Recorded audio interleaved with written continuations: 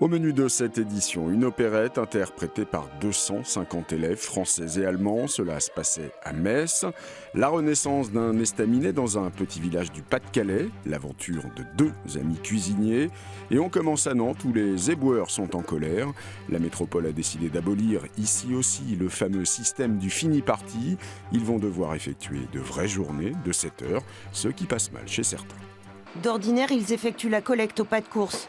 Mais depuis une semaine, ils ont ralenti la cadence pour respecter les nouvelles règles. On ramasse bac à bac, on ne ramasse plus ce qui est hors bac, on ne court plus. Donc forcément, c'est plus lent, donc on n'est pas dans une grève du zèle comme on a pu l'entendre dire. On n'est pas en grève, on travaille, mais malheureusement pour la population nantaise, c'est qu'on ne pourra pas tout absorber, déjà d'une part nos secteurs. Aujourd'hui, c'est très complexe de finir les secteurs.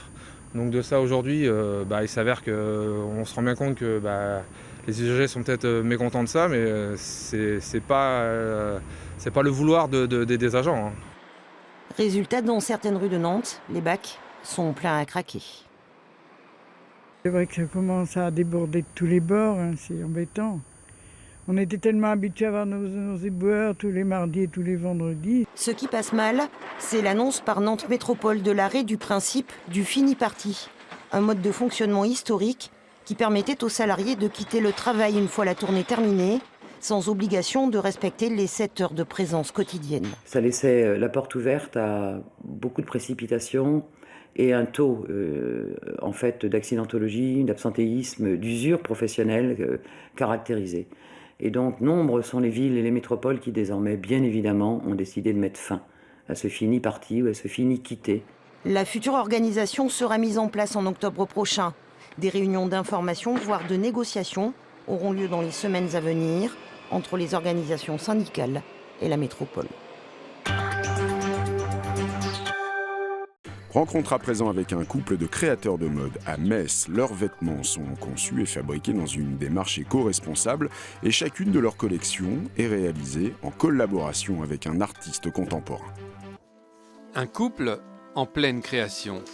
Depuis qu'ils ont fondé leur marque de vêtements à Metz en 2012, Mathilde et Benjamin ne font plus rien l'un sans l'autre. Des premiers croquis au choix des matières, en passant par les partis pris esthétiques. Blutter, c'est d'abord une histoire d'amour. Ça commence de ça, c'est-à-dire d'une discussion de ce dont on a envie. Et quand j'ai envie de quelque chose que Mathilde ne suit pas, on n'y va pas. Quand Mathilde a envie de quelque chose sur lequel moi je ne suis pas, on n'y va pas. Par contre, quand ça match, quand on est tous les deux d'accord, c'est qu'il faut lancer le produit, c'est que le projet est bon. Dessinés ici à Metz, les vêtements sont ensuite fabriqués avec une approche éco-responsable dans de petits ateliers en France et au Portugal. Chaque collection est en outre le fruit d'une collaboration avec un artiste. On a appliqué cette matière, le lurex, sur cette veste en utilisant le motif de Nicolas Nadet, artiste qu'on adore, artiste de Metz.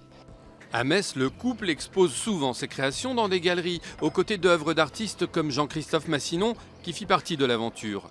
Marier la passion du vêtement et l'amour de l'art, une évidence dès le départ. On aime ce qu'on fait, on est des passionnés, on s'amuse dans ce qu'on fait et on a envie de le transmettre aux autres. En disant que oui, c'est possible d'aller jusqu'au bout de ses rêves, mais il faut simplement s'en donner les moyens et surtout s'éclater. Voilà.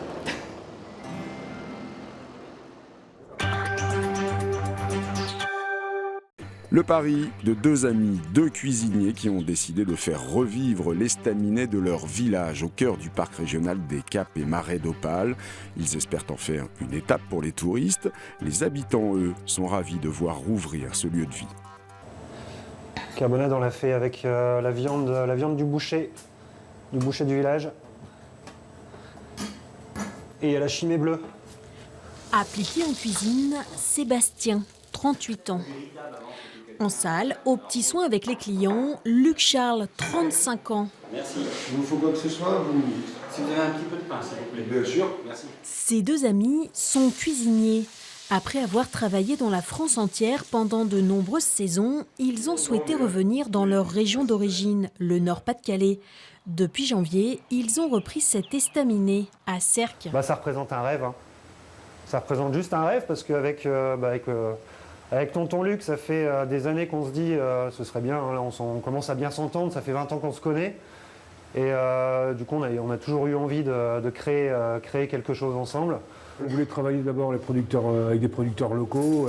Du coup, comme on est un estaminet, qui dit estaminet dit bonne bouffe à l'ancienne, remettre les plats traditionnels, la bonne bière. Bonjour Madame le maire. Vous allez bien ? Monsieur Orbital. Une bonne nouvelle pour Madame le maire, car depuis le printemps dernier, il n'y avait plus de commerce de proximité dans le village et ce bâtiment communal était inoccupé. On n'avait plus de lieu de rencontre et de passage des gens. Donc c'est important pour nous d'avoir aussi un petit point de vente, un lieu de rassemblement et aussi de convivialité. Cet établissement est avant tout un restaurant, mais il y a aussi une petite épicerie. À table ou dans la boutique, l'audace de ces deux jeunes patrons est appréciée. Ça nous évite de toujours bouger la voiture pour aller chercher du pain ou une course qu'on a à proximité. Puis bon, ça fait un petit peu de conversation. J'avais entendu qu'il y avait un estaminet qui ouvrait là, donc j'ai dit on va essayer. Mais très bien, pas déçu. Pour développer leur activité, Sébastien et Luc Charles espèrent obtenir le label Estaminet Randonnée délivré par le Parc naturel régional des Caps et Marais d'Opale. Revenons pour terminer sur ce concert donné hier à l'Arsenal de Metz. Sur scène, 250 collégiens et lycéens, français et allemands, pour une opérette, L'Auberge du Cheval Blanc. Nous avons assisté à la dernière répétition.